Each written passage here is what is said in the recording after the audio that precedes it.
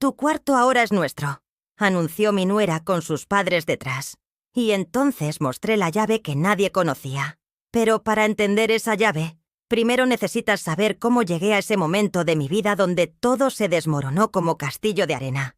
Hoy, yo voy a te contar algo que nunca pensé que contaría. Y si tú, por un segundo, sientes que esto parece familiar, solo pido que dejes un like y te suscribas, porque esta historia puede ayudar a alguien a acercarse al amor de Dios. Amén. Era martes por la mañana cuando escuché la puerta principal cerrarse con más fuerza de la habitual. Desde mi pequeño cuarto en Madrid, donde había vivido los últimos 43 años de mi vida, pude distinguir las voces. No era solo mi nuera, Paloma. Venían más personas con ella. Me levanté despacio, mis rodillas protestando como cada mañana desde que cumplí los 72. Aún llevaba puesto mi camisón azul celeste, el mismo que mi difunto esposo, Antonio. Decía que me hacía ver como un ángel. Sobre la cómoda, mi Biblia reposaba abierta en el Salmo 23, donde había estado leyendo minutos antes, buscando esa paz que últimamente se me escapaba entre los dedos como agua. El Señor es mi pastor, nada me faltará, susurré, acariciando las páginas gastadas por años de lectura nocturna y oraciones silenciosas.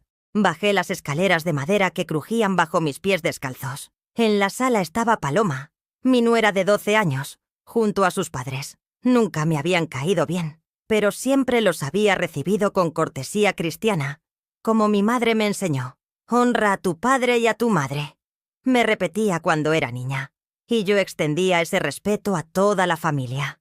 La casa olía diferente esa mañana. No era el aroma familiar de café y tostadas que yo preparaba cada día.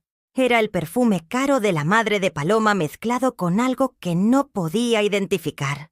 Algo que me puso los nervios de punta. «Buenos días», dije con una sonrisa que ya no me nacía del corazón, sino del hábito. Paloma me miró con esos ojos fríos que habíamos aprendido a reconocer en los últimos meses. Sus padres permanecieron de pie, como si fueran dueños del lugar. «Siéntate, Carmen», me dijo Paloma con una voz que no reconocía. «Tenemos que hablar contigo. Mi hijo Javier no estaba en casa. Había salido temprano al trabajo, como cada día. Últimamente parecía evitarme, como si mi presencia le recordara responsabilidades que prefería olvidar. Me senté en mi sillón favorito, el mismo donde había mecido a Javier cuando era bebé, donde había llorado la muerte de Antonio 5 años atrás, donde rezaba el rosario cada noche antes de dormir. Mis manos temblaron ligeramente mientras las colocaba sobre mi regazo.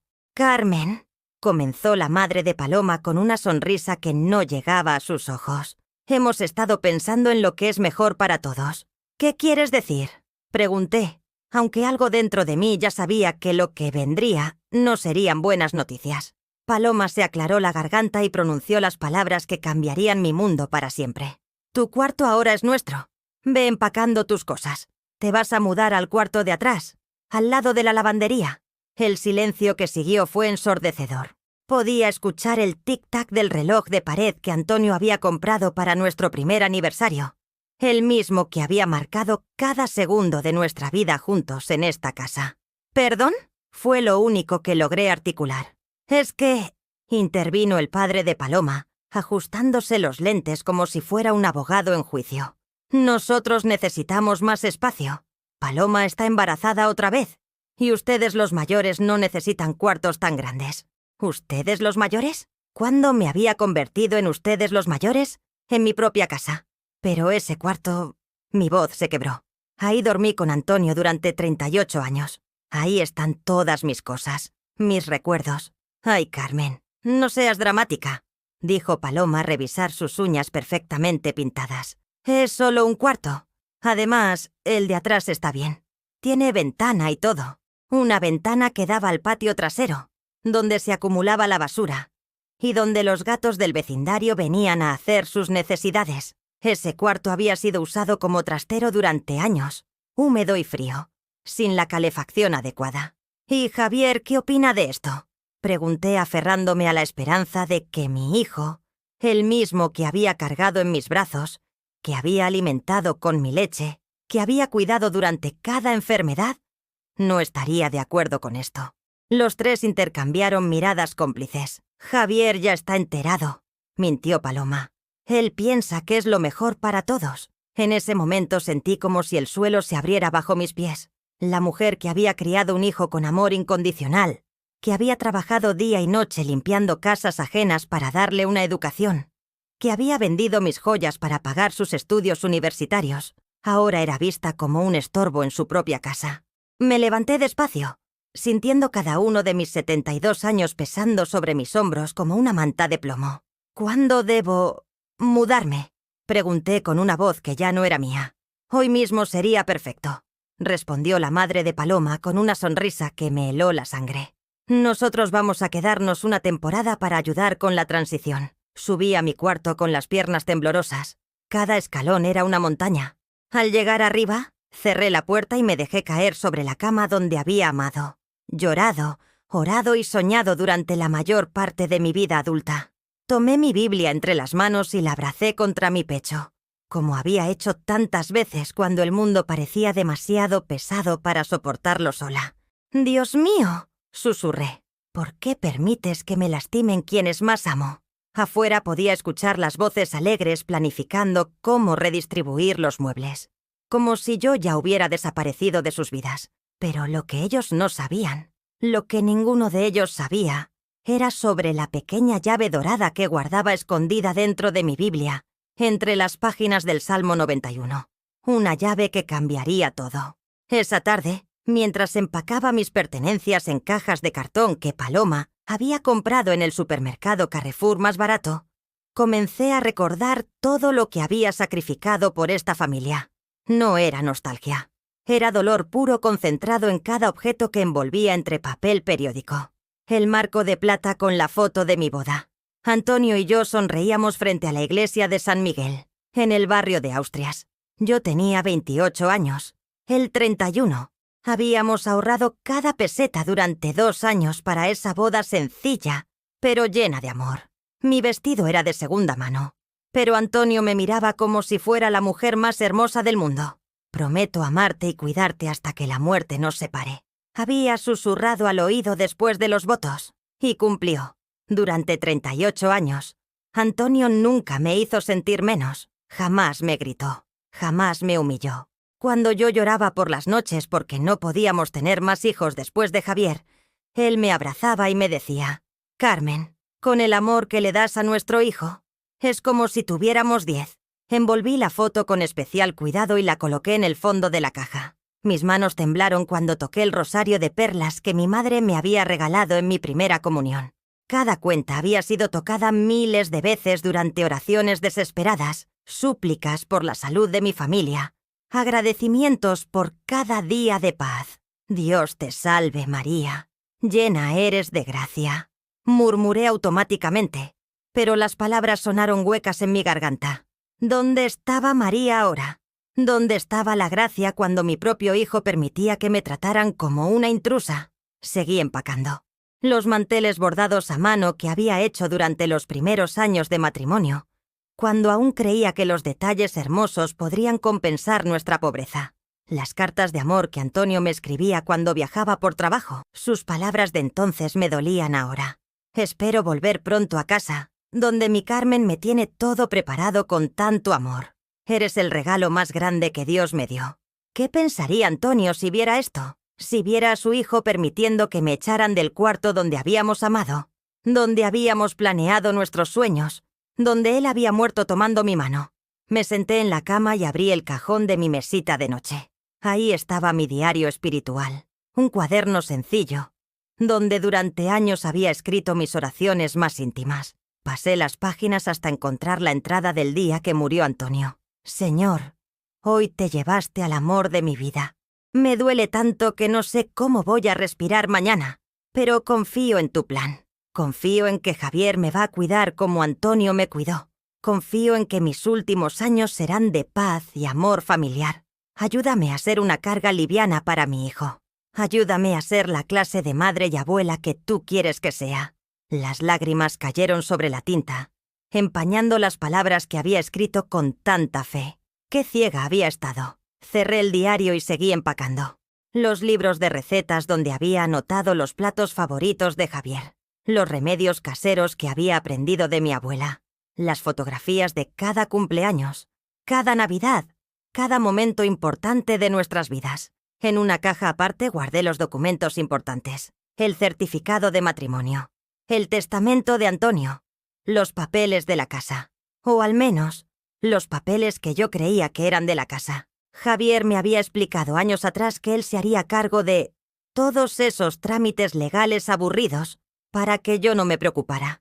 Qué estúpida había sido al confiar tanto. Cuando terminé de empacar, ya era de noche.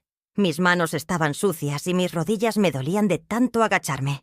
Bajé a la cocina para prepararme un té de manzanilla, algo que me calmara los nervios. Paloma estaba sentada en mi mesa de cocina, revisando revistas de decoración. «Ah, Carmen», dijo sin levantar la vista. Ya era hora. Mañana vienen los de la tienda de muebles a medir el cuarto. Vamos a poner una cuna preciosa y un tocador nuevo. ¿Una cuna?, pregunté sintiendo como si me hubieran dado una bofetada. Sí, para el bebé que viene. Este va a ser el cuarto del bebé. ¿No te parece perfecto? Tanta luz natural, tanto espacio. Es exactamente lo que necesitamos. El cuarto donde había nacido Javier. El cuarto donde había pasado noches en vela cuando tenía fiebre. El cuarto donde había rezado de rodillas pidiendo por su futuro. Ahora iba a ser ocupado por otro bebé, mientras yo era desterrada a un rincón húmedo como una cosa que ya no sirve. «Paloma», dije intentando mantener la calma, ¿no crees que esto es demasiado drástico?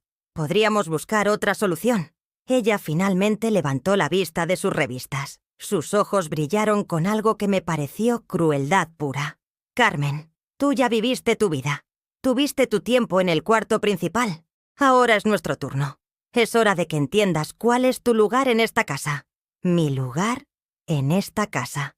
La casa que Antonio y yo habíamos comprado después de años de ahorrar cada centavo. La casa donde habíamos pintado cada pared con nuestras propias manos. La casa donde yo había fregado cada baldosa durante 4 décadas. Además, continuó Paloma con esa sonrisa venenosa, es mejor que te vayas acostumbrando. Los tiempos están cambiando y las personas de tu edad necesitan aprender a adaptarse o... bueno, buscar otras opciones. ¿Otras opciones? ¿Se refería a una residencia de ancianos? Subí al cuarto de atrás tambaleándome. El cuarto que ahora era mi lugar en esta casa. El cuarto olía a humedad y a años de abandono. Las paredes tenían manchas de humedad que parecían lágrimas congeladas en el tiempo. La única bombilla colgaba desnuda del techo, proyectando sombras fantasmales que danzaban con cada movimiento del aire. No había cortinas en la ventana, solo cristal sucio que daba al patio trasero donde se acumulaban las bolsas de basura. Me senté en la cama plegable que Paloma había colocado ahí esa misma tarde. El colchón era tan delgado que podía sentir los resortes metálicos clavándose en mi espalda. No había mesita de noche, así que puse mi Biblia sobre una caja de cartón vacía. «Señor», susurré en la oscuridad, «¿qué hice mal? ¿En qué momento dejé de ser una madre para convertirme en una carga?» Esa noche no pude dormir. Cada ruido de la casa me sobresaltaba.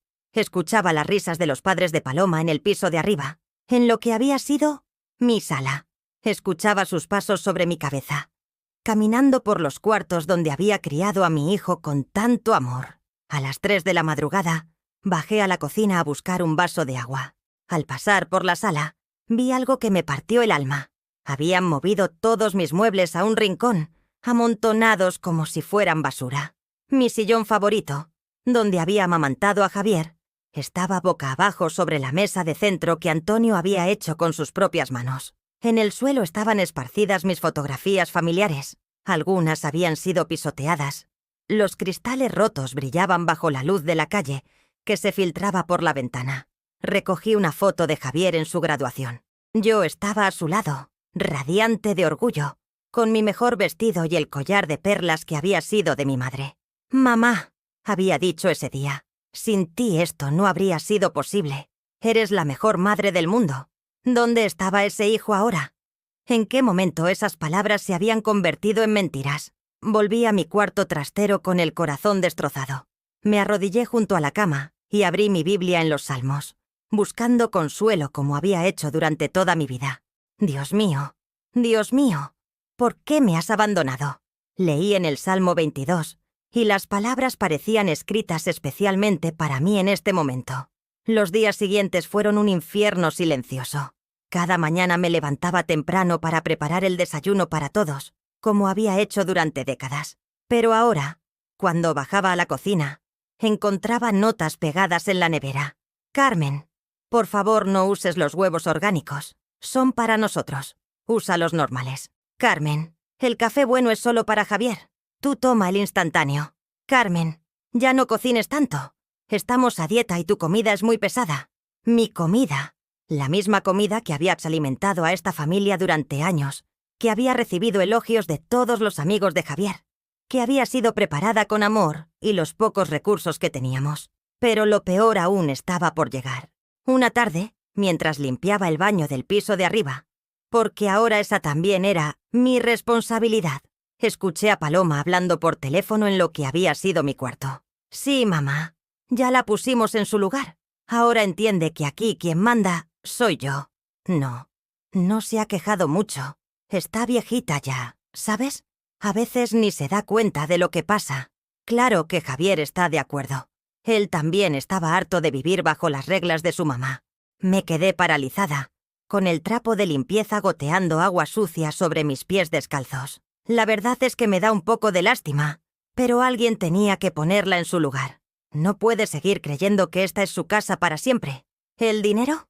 Ah, sí. Javier me dijo que ella tiene algo de ahorros. Cuando se muera, todo será nuestro de todas formas. Sentí como si me hubieran clavado un cuchillo en el pecho y lo estuvieran girando lentamente. No solo me habían quitado mi cuarto, mi lugar en la mesa, mi dignidad. También estaban esperando que me muriera para quedarse con todo. Bajé las escaleras como una sonámbula. En la cocina, los padres de Paloma estaban sentados en mi mesa, comiendo de mis platos, riéndose de algo en sus teléfonos. «Ah, Carmen», dijo la madre sin levantar la vista. «¿Podrías limpiar esto cuando terminemos? Y de paso, prepara la cena. Tenemos hambre. No, por favor. No cuando puedas. Una orden directa, como si fuera su sirvienta». «¿Qué quieren cenar?», pregunté con voz apenas audible. «Lo que sea, pero que no esté muy condimentado. Ya sabes que mi esposo tiene problemas de estómago». Cociné en silencio, las lágrimas cayendo sobre la comida sin que nadie se diera cuenta. Cuando serví la mesa, ni siquiera me dieron las gracias. Comieron hablando entre ellos como si yo fuera invisible, como si fuera un fantasma que simplemente aparecía para atender sus necesidades. Después de lavar los platos, subí a mi cuarto trastero y me senté en la cama. Tomé mi Biblia y la abrí donde había marcado el Salmo 91. El que habita al abrigo del Altísimo morará bajo la sombra del Omnipotente. ¿Dónde estaba mi abrigo ahora? ¿Dónde estaba esa sombra protectora? Seguí leyendo. Porque ha puesto en mí su amor, yo también lo libraré. Le pondré en alto, por cuanto ha conocido mi nombre. Las palabras me sonaban huecas. ¿Realmente Dios me iba a librar de esto? ¿O era solo una promesa vacía para gente más afortunada que yo? Fue entonces cuando mis dedos rozaron algo duro entre las páginas. La pequeña llave dorada que había guardado ahí hacía años, en los primeros días después de la muerte de Antonio. La saqué y la sostuve bajo la luz de la bombilla desnuda.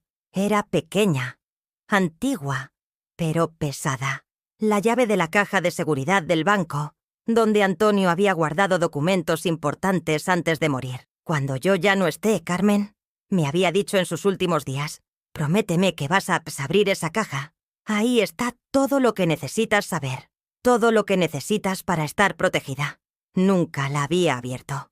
Después del funeral, estaba tan destrozada emocionalmente que Javier se había hecho cargo de todos los papeles aburridos. Me había dicho que él se ocuparía de todo, que yo solo tenía que preocuparme por sanar mi corazón. Qué ciega había estado. Ahora, sosteniendo esa llave en mis manos temblorosas, por primera vez en semanas, sentí algo parecido a la esperanza. No sabía qué había en esa caja, pero Antonio había sido un hombre precavido, un hombre que siempre se preocupaba por mi bienestar. «Mañana», susurré, guardando la llave nuevamente entre las páginas del Salmo 91. «Mañana voy a descubrir ¿Qué querías que supiera? Esa noche logré dormir unas pocas horas, arrullada no por el silencio de la casa, sino por la sensación de que tal vez, solo tal vez, Antonio había dejado algo que me ayudaría a salir de este infierno. No sabía entonces que esa pequeña llave dorada no solo contenía documentos, contenía mi libertad. Al día siguiente me levanté antes del amanecer, como había hecho durante décadas, pero esta vez no fue para preparar el desayuno de la familia.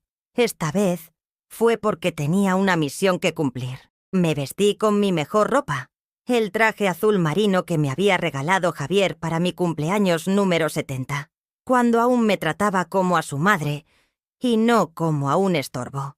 Me peiné con cuidado frente al espejo roto del cuarto trastero y me puse los aretes de perlas que Antonio me había dado en nuestro 20º aniversario. Si iba a enfrentar el pasado, lo haría con dignidad. Salí de la casa sin despedirme de nadie. Paloma y sus padres aún dormían en mi antigua habitación, seguramente exhaustos de planificar cómo redistribuir el resto de mi vida. Javier ya se había ido al trabajo, evitándome como había hecho durante las últimas semanas. El banco estaba a solo 3 paradas en el metro. Durante el viaje, apreté la pequeña llave dorada en mi mano hasta que se me clavó en la palma. El dolor físico era reconfortante, real, algo que podía controlar cuando todo lo demás se había vuelto caótico. La sucursal del Banco Santander en la calle Alcalá se veía igual que siempre. Elegante, imponente, llena de gente importante que tenía cosas importantes que hacer. Yo, en cambio, me sentía pequeña y fuera de lugar, como una intrusa en un mundo que ya no me pertenecía. «Buenos días», le dije al guardia de seguridad. «Necesito acceder a mi caja de seguridad». Me dirigió hacia una ventanilla donde una joven empleada me pidió mi identificación y la llave. Sus uñas perfectamente manicuradas contrastaban con mis manos arrugadas y manchadas de años de trabajo doméstico. «Señora Rodríguez», dijo revisando la pantalla de su computadora. «Veo que esta caja fue abierta por última vez hace 5 años. ¿Está segura de que tiene autorización para acceder?» «Es mi caja», respondí con más firmeza de la que sentía. Mi esposo la registró a mi nombre antes de morir. Después de verificar mis documentos, me condujo a una sala pequeña y privada en el sótano del banco.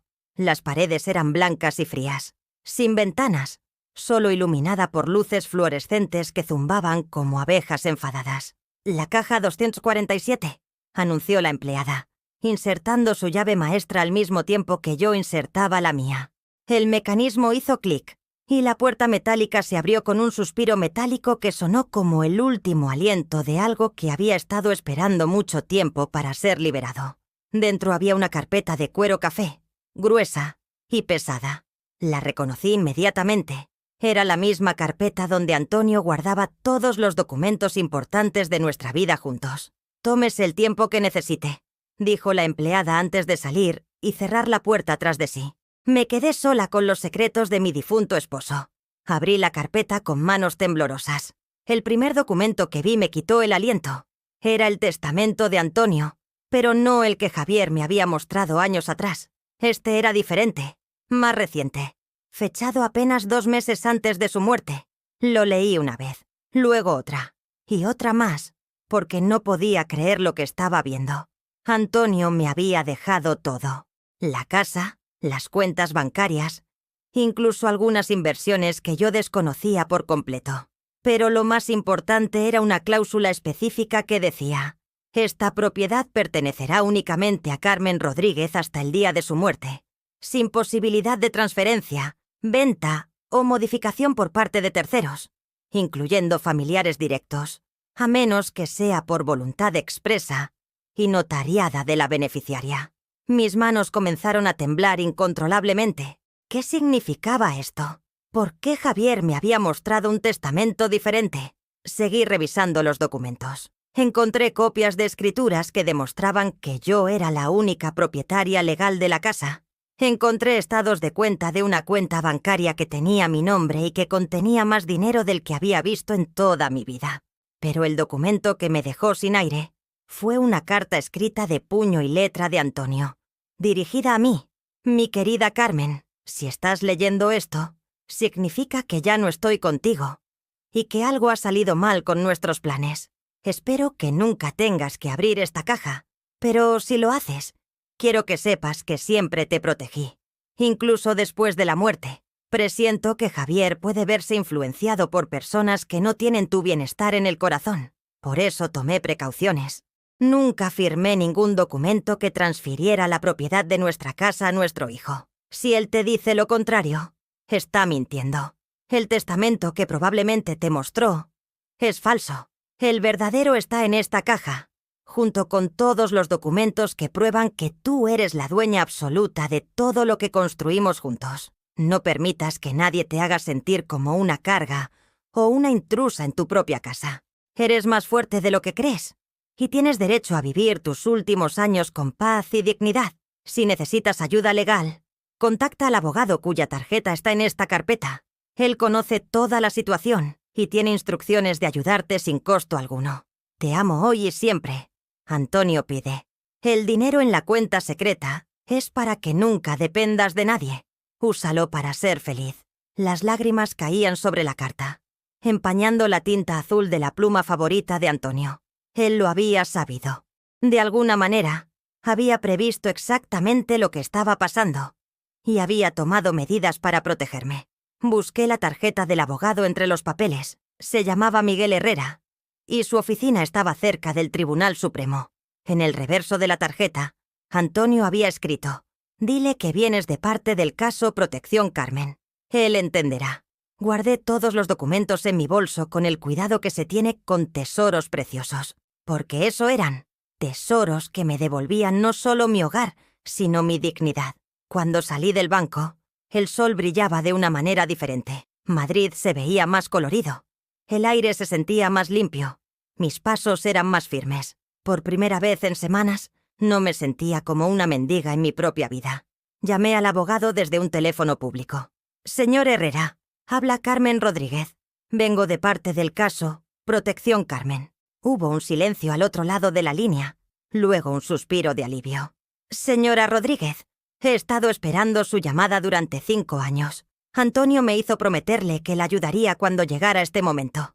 ¿Puede venir a mi oficina esta tarde?» «Sí», respondí, y mi voz sonó más firme de lo que había sonado en meses. «Voy para allá». Durante el viaje de regreso a casa, practiqué en mi mente lo que les diría. Ya no más súplicas, ya no más disculpas por existir, ya no más aceptar migajas en la mesa que había puesto durante décadas. Cuando llegué a casa, Paloma estaba en la sala reorganizando mis muebles según su gusto. Al verme entrar, me miró con ese desprecio que ya había aprendido a reconocer. «¿Dónde andabas, Carmen? Dejaste la cocina hecha un desastre». No respondí. Subí directamente a mi cuarto trastero.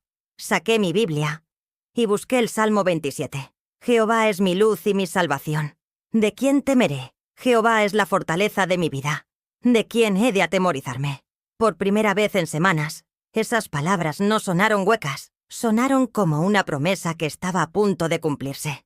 Esa tarde, en el despacho de Miguel Herrera, me enteré de detalles que me pusieron la piel de gallina.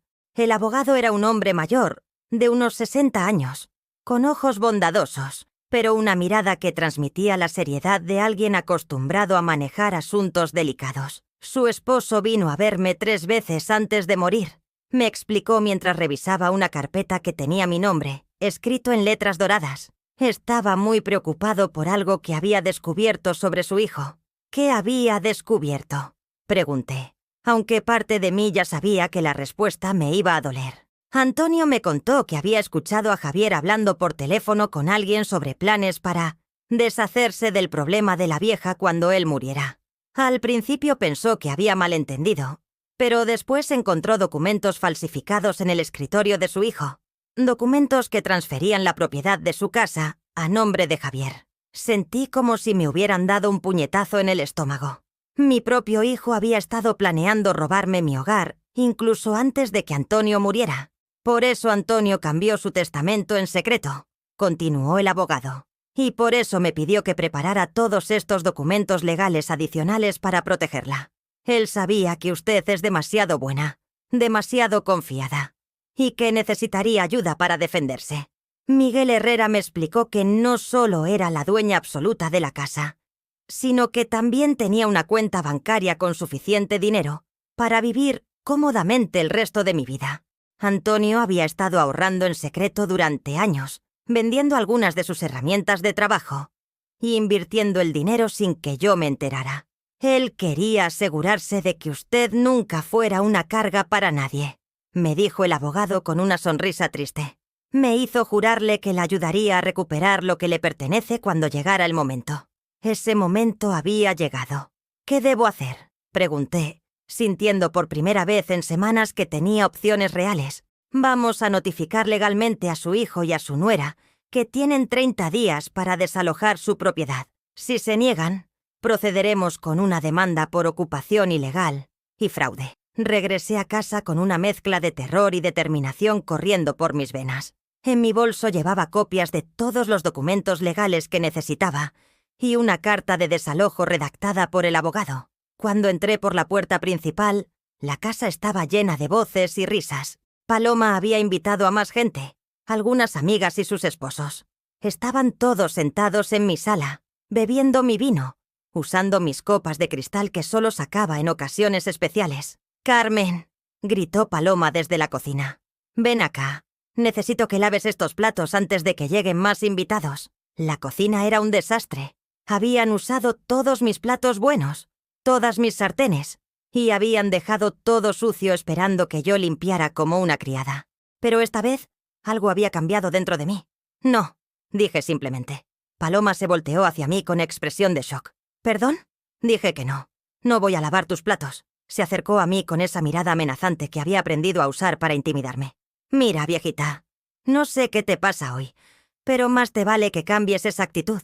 Esta es nuestra casa ahora, y tú vas a ir a hacer lo que te digamos». Respiré profundo y saqué los documentos de mi bolso. «En realidad, Paloma, esta es mi casa, y aquí están los documentos que lo prueban».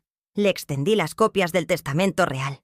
Ella las tomó con burla, pero a medida que leía, su expresión cambió de arrogancia a confusión, y luego a algo parecido al pánico. Esto debe ser falso. Javier me enseñó los papeles reales. Esta casa está más su nombre. Los papeles que te enseñó Javier son falsos. Estos son los verdaderos, registrados en el registro de la propiedad. Puedes verificarlos si quieres». Las voces de la sala se habían callado. Sus invitados habían escuchado la conversación y ahora estaban todos mirando hacia la cocina. «Javier», gritó Paloma hacia la puerta principal. «Javier, ven acá ahora mismo».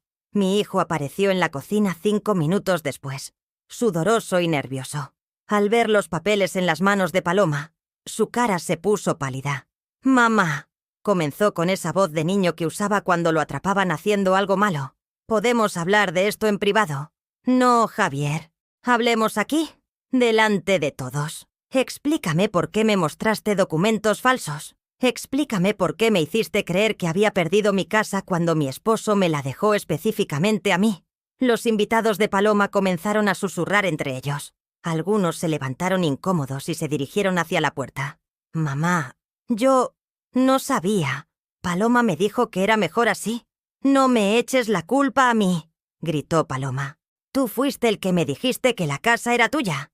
Era patético verlos culparse el uno al otro, como niños atrapados en una mentira. «Tienen 30 días para salir de mi casa», dije con una calma que me sorprendió a mí misma. «Aquí está la notificación legal. Si no se van voluntariamente, el sheriff vendrá a sacarlos». Javier se acercó a mí con lágrimas en los ojos. «Mamá, por favor, somos familia. No puedes hacer esto». «¿Familia?». La palabra salió de mi boca con más amargura de la que había sentido en toda mi vida. «¿Familia es como llamaste a echarme de mi propia habitación? ¿Familia es como llamaste a hacerme dormir en un cuarto húmedo lleno de humedad? ¿Familia es como llamaste a tratarme como tu sirvienta personal? Pero mamá, podemos arreglar esto. Podemos volver a como era antes». «No, Javier, no podemos, porque ahora sé quién eres realmente. Y sé que tu padre también lo sabía antes de morir». La expresión de mi hijo cambió cuando comprendió que Antonio había descubierto su plan. Él sabía, lo sabía todo, y me protegió de ti incluso después de su muerte. Paloma se había quedado en silencio, leyendo y releyendo los documentos como si las palabras fueran a cambiar mágicamente. Sus padres aparecieron en la cocina, atraídos por el griterío. «¿Qué pasa aquí?», preguntó su madre. «¿Lo que pasa?», respondí antes de que Paloma pudiera hablar. «Es que van a tener que buscar otro lugar donde vivir. Todos ustedes. Esta es mi casa. Siempre lo ha sido.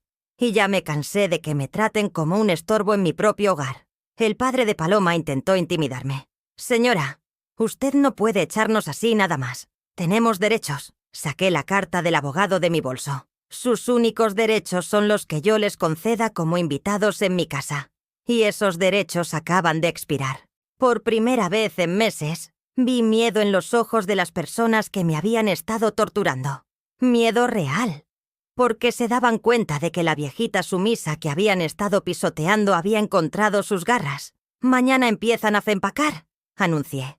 «¿Y hasta que se vayan? Nadie más va a usar mi habitación principal. Yo vuelvo a mi cuarto esta misma noche». Subí las escaleras sin mirar atrás, dejándolos en la cocina susurrando entre ellos, como conspiradores descubiertos. Cuando llegué a mi antigua habitación, encontré todo cambiado. Habían puesto una cuna nueva donde estaba mi tocador.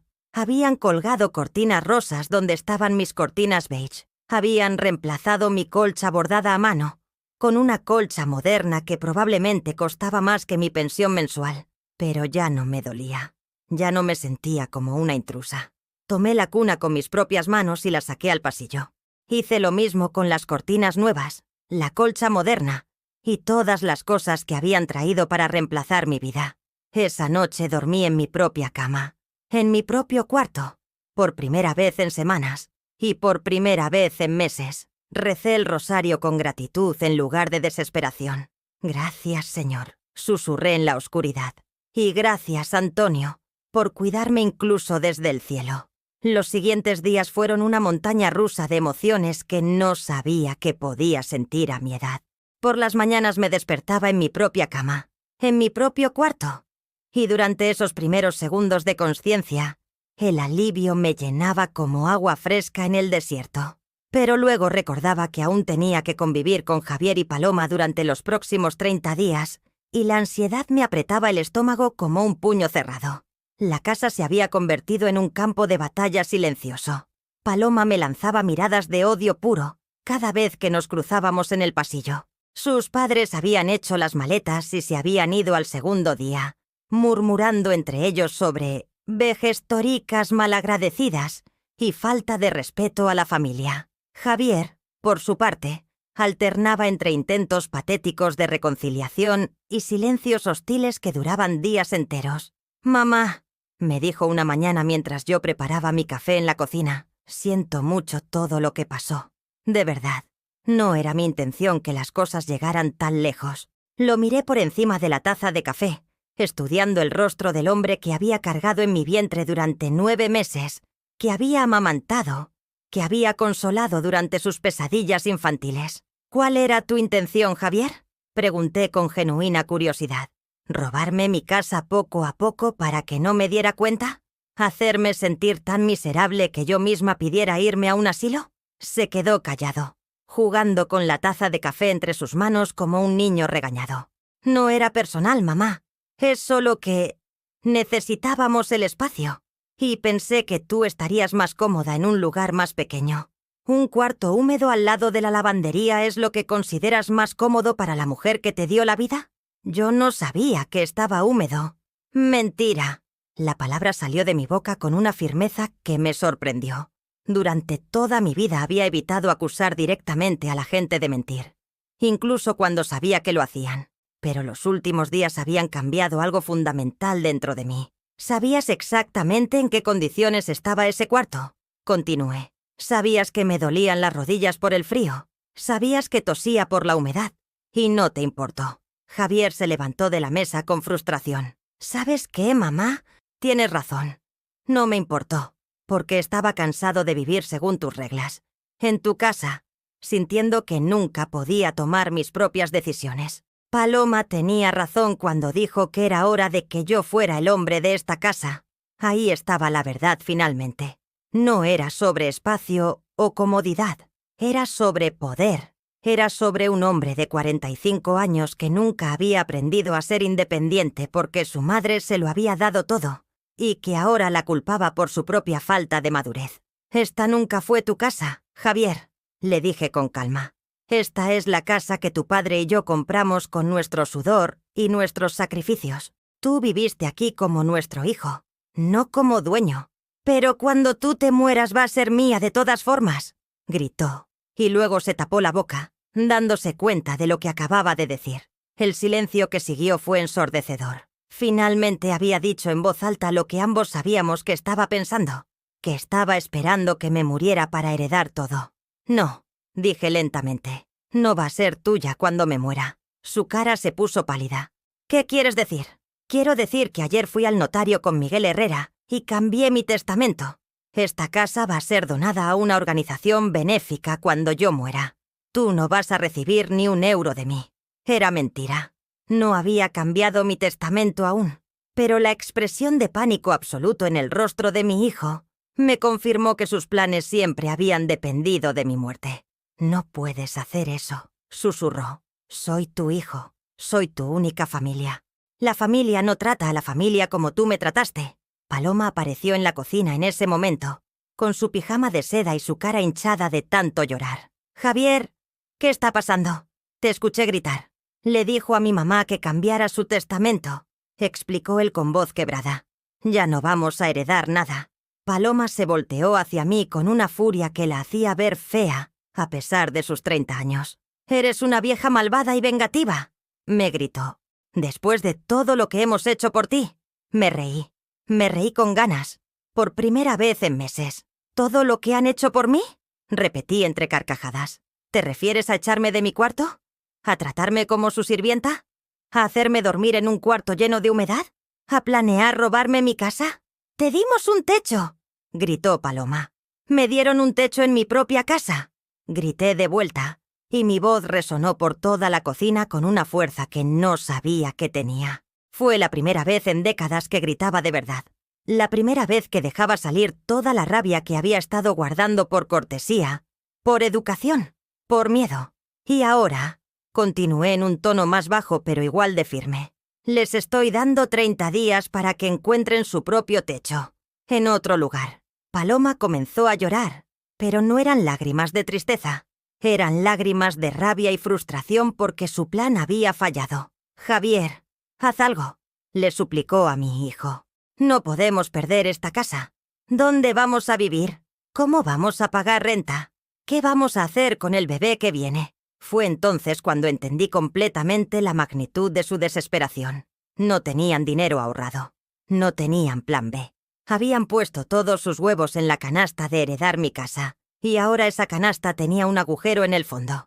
«Deberían haber pensado en eso antes de tratarme como basura», les dije. «Deberían haber pensado en eso antes de humillarme en mi propia casa». Salí de la cocina y los dejé allí, llorando y peleando entre ellos sobre cuya culpa era todo esto. Subí a mi cuarto y cerré la puerta. Me senté en mi cama y tomé mi Biblia. Esta vez busqué el Salmo 37.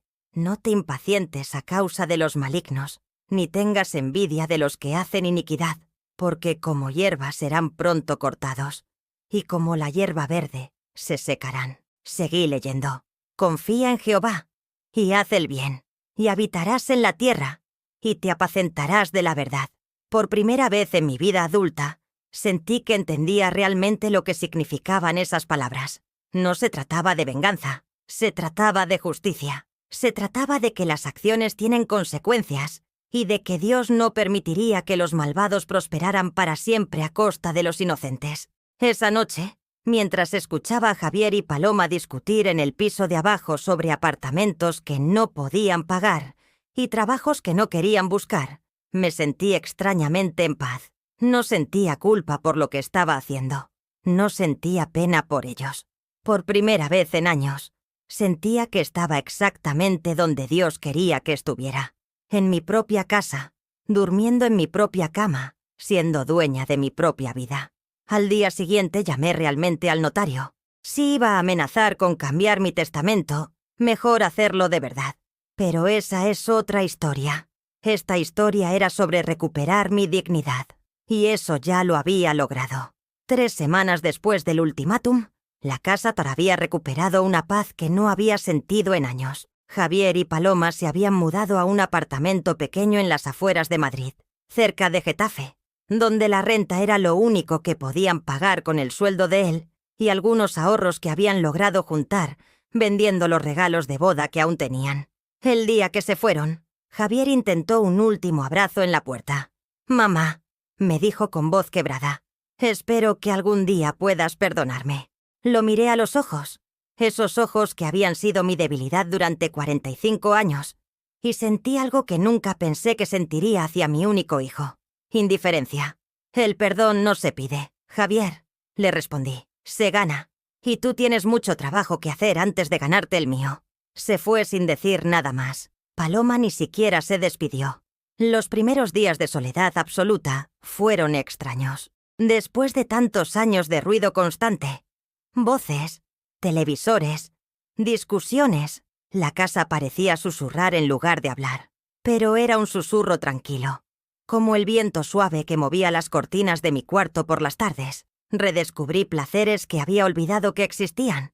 Desayunar a las 11 de la mañana si se me antojaba, sin prisa, leyendo el periódico completo mientras tomaba mi café en la taza buena, la de porcelana fina que antes solo usaba cuando venían visitas importantes. Cocinar exactamente lo que me apetecía, en las cantidades que quería, sin tener que considerar los gustos o restricciones de nadie más. La primera semana me hice paella solo para mí, con todos los mariscos que me gustaban y que Paloma detestaba.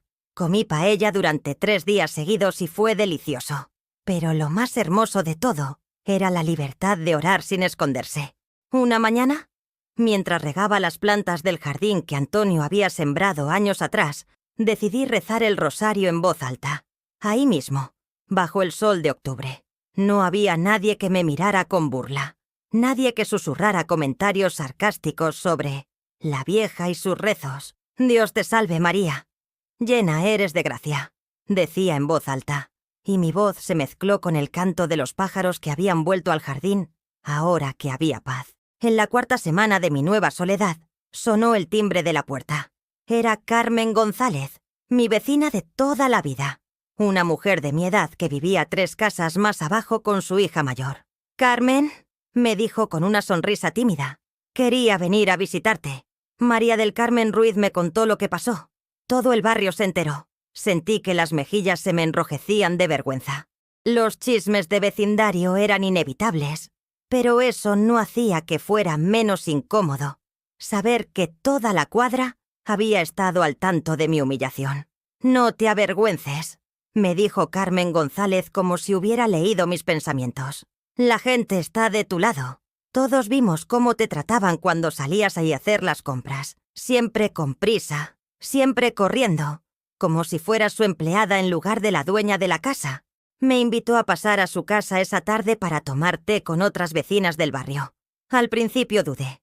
Había pasado tanto tiempo aislada, tan enfocada en sobrevivir día a día, que había olvidado cómo se sentía tener conversaciones normales con personas que me trataban como un ser humano con valor. Pero fui, y fue maravilloso. En la casa de Carmen González me esperaban Pilar Martínez, Rosa Fernández y Amparo López, todas mujeres de mi generación que habían vivido vidas similares a la mía. Matrimonios largos, hijos criados con sacrificio, viudeces que llegaron demasiado pronto. «Carmen», me dijo Rosa mientras servía té de manzanilla en tazas de porcelana, que claramente solo sacaba para ocasiones especiales. «Queremos que sepas que siempre admiramos tu fortaleza. Lo que pasaste con tu hijo. Muchas de nosotras hemos vivido cosas parecidas». «¿En serio?», pregunté sorprendida. Pilar asintió tristemente. «Mi Miguel me pidió que le firmara la casa a su nombre para evitar problemas de herencia. Cuando me negué, su esposa dejó de traerme a mis nietos. No los he visto en 2 años». Amparo agregó: «Mi hija Carmen quiso que me mudara a una residencia cuando su marido perdió el trabajo. Decía que era por mi propio bien, pero yo sabía que querían vender mi casa para saldar sus deudas». Mientras escuchaba estas historias, me di cuenta de algo importante. No estaba sola. Mi sufrimiento no era único ni extraño. Era parte de una epidemia silenciosa de hijos adultos que veían a sus madres como cargas o como fuentes de recursos, no como seres humanos que merecían respeto y amor. ¿Y qué hicieron? Pregunté. «Nos defendimos», respondió Rosa con una sonrisa que me recordó a la mía cuando confronté a Paloma. Algunas con abogados, otras simplemente diciendo «no» y manteniéndose firmes. Pero todas aprendimos que si no nos respetamos a nosotras mismas, nadie más lo va a hacer. Esa tarde regresé a mi casa con algo que no había tenido en años. Amigas, mujeres que entendían mis luchas porque habían vivido las suyas propias. Mujeres que no me veían como una vieja amargada, sino como una guerrera que había ganado una batalla importante. Quedamos en reunirnos cada martes por la tarde, a veces en casa de una, a veces en casa de otra, pero siempre para apoyarnos, para reírnos, para recordar que nuestras vidas tenían valor más allá de lo que podíamos dar a nuestras familias. La 5ª semana de mi libertad, decidí hacer algo que no había hecho en décadas. Comprarme algo bonito solo porque me gustaba. Fui al centro comercial de Príncipe Pío y me probé vestidos. No vestidos prácticos o baratos, sino vestidos que me hacían sentir elegante. Me compré uno azul marino con pequeñas flores bordadas que costaba más de lo que había gastado en ropa para mí misma en 5 años. Cuando me lo puse para ir a misa el domingo siguiente, el padre José María me detuvo después del servicio. «¿Carmen?», me dijo con esa sonrisa bondadosa que lo caracterizaba. «Te ves radiante. Hay algo diferente en ti». «Me siento diferente, padre», le respondí honestamente. «Me siento como si hubiera encontrado a la mujer que era antes de olvidarme de mí misma». «¿Te gustaría ayudar con el grupo de oración de los miércoles por la noche?», me preguntó. «Hemos estado buscando a alguien que coordine las intenciones especiales para las mujeres mayores del barrio». Acepté inmediatamente, no solo porque quería ayudar, sino porque quería estar rodeada de fe auténtica, de gente que oraba porque creía, no porque era una costumbre vacía. El primer miércoles que coordiné el grupo, llegaron 15 mujeres. Algunas las conocía de vista. Otras eran completamente nuevas para mí, pero todas tenían algo en común. Habían pasado por dificultades que las habían llevado a buscar refugio en la oración. «Oremos por las madres que han sido abandonadas por sus hijos», dije esa noche, y vi lágrimas en los ojos de varias mujeres que obviamente sabían exactamente de qué estaba hablando. «Oremos por la fortaleza para perdonar sin permitir más abuso», continué, y sentí que mi propia voz se quebró un poco. «Y oremos en gratitud por la libertad que Dios nos da cuando finalmente aprendemos a valorarnos como Él nos valora». Después de esa sesión, me quedé en la iglesia vacía durante un rato, simplemente sentada en el banco donde Antonio y yo nos habíamos sentado juntos durante tantos años. «Gracias», susurré mirando hacia el crucifijo iluminado por las velas votivas. «Gracias por no abandonarme cuando pensé que lo habías hecho. Gracias por darme la fuerza que no sabía que tenía. Y gracias por enseñarme que amar a mi hijo no significa dejar que me destruya». Sentí una paz profunda, diferente a cualquier cosa que hubiera experimentado antes. No era la paz de la resignación o la aceptación pasiva. Era la paz de saber que estaba exactamente donde necesitaba estar, siendo exactamente quien necesitaba ser. Cuando salí de la iglesia esa noche, caminé por mi barrio con pasos lentos, pero seguros. Las luces de las casas brillaban como pequeños faros de esperanza. Y por primera vez en años, mi casa no era solo una estructura donde vivía. Era mi hogar, y yo era su dueña en todos los sentidos de la palabra. 6 meses después de que Javier y Paloma se fueran de mi casa, recibí una llamada que no esperaba. «¿Mamá?». La voz de mi hijo sonaba diferente, más humilde, más quebrada. ¿Podrías venir a conocer a tu nieta?» Paloma había dado a luz 3 semanas atrás, una niña que habían llamado Carmen, como yo. El gesto era obvio, un intento de reconciliación, una súplica silenciosa de perdón. «¿Dónde?», pregunté simplemente. «En el hospital. Paloma tuvo complicaciones después del parto. Está internada, y yo no sé qué hacer. No tengo a nadie más a quien llamar». Algo dentro de mí se movió. No era la Carmen desesperada de antes, la que habría corrido sin preguntas, pero tampoco era completamente indiferente. Era una mujer que había aprendido a poner límites sin perder su capacidad de amar. «Voy para allá», le dije. «Pero, Javier, necesitas entender que esto no significa que todo está perdonado. Significa que voy a conocer a mi nieta. El hospital 12 de octubre estaba lleno del caos típico de un sábado por la tarde. Encontré a Javier en la sala de espera de maternidad, sosteniendo un bebé diminuto envuelto en una manta rosa. Se veía exhausto, demacrado, como si hubiera envejecido 5 años en 6 meses. «Mamá», dijo cuando me vio, y se le llenaron los ojos de lágrimas. «Gracias por venir». Me acerqué y miré a la pequeña Carmen. Tenía los ojos de su abuelo Antonio, del mismo color miel que me había enamorado décadas atrás. Era hermosa, perfecta, inocente de todos los errores que habían cometido sus padres. «¿Puedo cargarla?», pregunté. Javier me la pasó con cuidado, y cuando tuve a mi nieta en mis brazos, sentí algo que no había esperado. No el amor incondicional que había sentido por Javier cuando nació, sino algo más sabio, más cauteloso. La amaba, pero esta vez mi amor tenía fronteras. «¿Cómo está Paloma?», pregunté mientras mecía suavemente a la bebé. «Mal», admitió Javier. «Perdió mucha sangre durante el parto.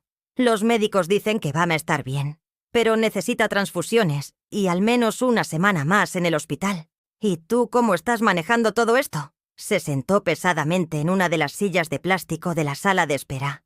«No lo estoy manejando, mamá. No tengo idea de cómo cuidar a un bebé. No tengo dinero para una niñera. Mi jefe me dio permiso solo por 3 días, y ya se cumplieron. No sé qué voy a hacer». Había llegado el momento. La parte de mí que había criado a este hombre quería ofrecerle todo. Mi casa, mi tiempo, mi dinero, mis manos para cuidar a su hija. Pero la parte de mí que había aprendido a respetarme sabía que ayudar no tenía que significar sacrificarme otra vez. «Te voy a ayudar», le dije. «Pero con condiciones. Las que quieras, mamá. Primera condición. Voy a cuidar a la bebé en mi casa durante las horas que tú trabajas, pero ustedes van a venir a buscarla cada noche. Mi casa no es guardería permanente». Asintió rápidamente. «Segunda condición. Me vas a pagar un sueldo justo por cuidar a tu hija. No es un favor de abuela, es un trabajo». Se veía sorprendido, pero siguió asintiendo. «Tercera condición. Paloma y tú van a tomar clases de crianza. No voy a criar a otra generación que crea que las madres existen para servirles». «Está bien, mamá. Lo que tú digas». «Y última condición. Cuando Paloma salga del hospital, los 3 van a venir a mi casa a cenar. Van a pedirme perdón propiamente, no estos intentos de reconciliación a medias. Y van a explicarme exactamente cómo van a asegurarse de que algo así nunca vuelva a pasar». Javier se quedó callado por un momento largo. «¿Y si hacemos todo eso, me vas a perdonar?». Lo miré directamente a los ojos. «Javier, el perdón no es algo que se gana con una lista de tareas. Es algo que se construye día a día, con acciones consistentes y respeto genuino. Si realmente cambias, si realmente entiendes el daño que me hiciste, entonces, tal vez con el tiempo podamos tener una relación madre-hijo saludable otra vez. Y si no cambio, entonces vas a tener que encontrar otra niñera. Y tu hija va a crecer sabiendo que su abuela la ama, pero que no tolerará falta de respeto de nadie, incluyendo a su familia». 2 semanas después, Paloma salió del hospital. Esa misma noche, los 3 vinieron a cenar a mi casa como habíamos acordado. La comida fue incómoda al principio. Yo había cocinado cocido madrileño, uno de los platos favoritos de Javier desde niño. Pero esta vez no era un gesto de amor incondicional. Era un acto consciente de hospitalidad hacia gente que estaba tratando de ganarse de vuelta mi confianza. «Carmen», comenzó Paloma después del plato principal, usando mi nombre propio por primera vez en años en lugar de simplemente ignorarme o referirse a mí como «tu madre» cuando hablaba con Javier. «Quiero pedirte perdón por cómo te traté. No tengo excusa. Fue cruel e injusto. Era un buen comienzo, pero yo había aprendido a ver más allá de las palabras». «¿Por qué lo hiciste?», pregunté directamente. Porque estaba celosa de ti», admitió con dificultad. «Celosa de que Javier te respetara más a ti que a mí. Celosa de que fueras la dueña de todo mientras yo no tenía nada. Y porque me educaron creyendo que las mujeres mayores tenían que ceder su lugar a las jóvenes. ¿Y ahora qué piensas? Ahora pienso que eres una mujer que se ganó todo lo que tiene con décadas de trabajo y sacrificio. Y que yo fui una estúpida al pensar que tenía derecho a quitártelo». Javier tomó la palabra después. Mamá, yo también quiero pedirte perdón. Pero, más que eso, quiero explicarte por qué lo hice. Te escucho. Tenía miedo de nunca ser lo suficientemente exitoso para darte la vida que te merecías. Veía cómo trabajabas, cómo te sacrificabas, y sentía que nunca iba a poder pagarte todo lo que habías hecho por mí. Entonces, cuando Paloma sugirió que tomaras un papel más pequeño en la casa, me sentí aliviado. Como si finalmente pudiera ser el proveedor sin sentir que no era suficiente. ¿Y ahora? Ahora entiendo que nunca me pediste que fueras mi proveedor. Me pediste que fuera tu hijo. Y falté a eso de la peor manera posible. La conversación continuó durante horas. No fue perfecta. Hubo lágrimas, momentos incómodos, admisiones dolorosas de ambos lados. Pero fue real, honesta, y por primera vez en años, sentí que estaba hablando con adultos que me veían como un ser humano completo. Al final de la noche, cuando se fueron a su apartamento llevándose a la pequeña Carmen, me quedé sentada en mi sala limpiando los platos de la cena. No sentí la euforia del perdón completo. Tampoco sentí rencor. Sentí algo más maduro, cautela esperanzada. Había aprendido que el amor verdadero no significa aceptar cualquier comportamiento. Significa establecer límites que permitan relaciones saludables. Había aprendido que perdonar no significa olvidar o pretender que el daño no ocurrió. Significa elegir no dejar que el pasado controle tu futuro, mientras te proteges de que se repita. Y había aprendido que nunca es demasiado tarde para reclamar tu dignidad, sin importar cuánto tiempo hayas vivido sin ella. Esa noche, antes de dormir, recé mi rosario como había hecho cada noche durante los últimos 6 meses. Pero esta vez, al llegar a la oración final, agregué algo nuevo. Virgen María, Madre de Jesús, gracias por enseñarme que ser madre no significa desaparecer. Gracias por mostrarme que puedo amar a mi familia sin sacrificar mi propia alma. Y gracias por recordarme que incluso a los 72 años, nunca es demasiado tarde para aprender a respetarme a mí misma. 6 meses después de esa cena, Javier y Paloma habían cumplido cada una de sus promesas. Habían tomado las clases de crianza. Me pagaban religiosamente por cuidar a la pequeña Carmen. Me trataban con respeto genuino, no con la cortesía forzada del miedo.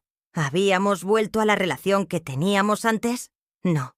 Habíamos construido algo nuevo, algo mejor. Una relación basada en respeto mutuo en lugar de obligación y culpa. ¿Había perdonado completamente?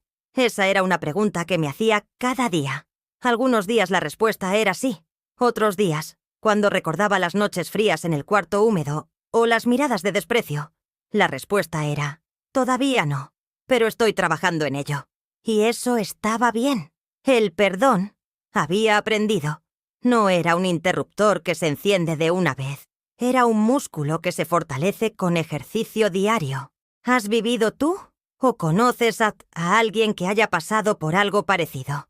¿Cómo la fe los ayudó a encontrar su camino de vuelta a la dignidad?